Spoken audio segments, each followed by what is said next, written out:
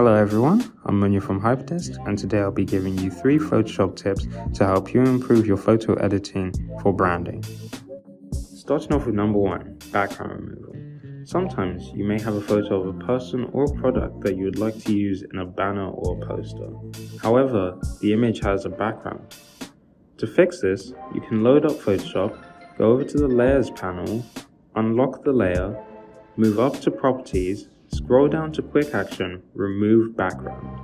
This will remove the background and make things a lot easier. Next is number 2, hue and saturation. Let's say you want to change the colors in your image. You can go to the Layers window, press Adjustment Layers, and then press Hue and Saturation. This will give you some sliders that allow you to adjust anything from the hue, saturation, and lightness of your image.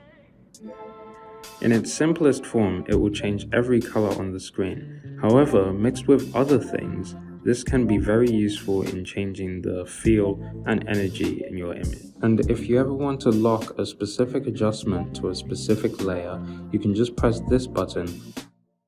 Now finally is number 3, mix and match. This is where you bring everything together. What I usually like to do is to duplicate my bottom layer, put a hue and saturation adjustment to the bottom layer, and remove the background of the top layer.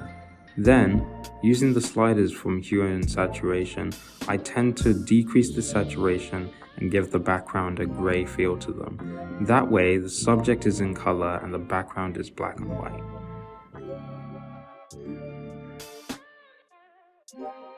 As you can see here, on the left, the book stands out a bit more, seeing as it's the only thing in the image in color.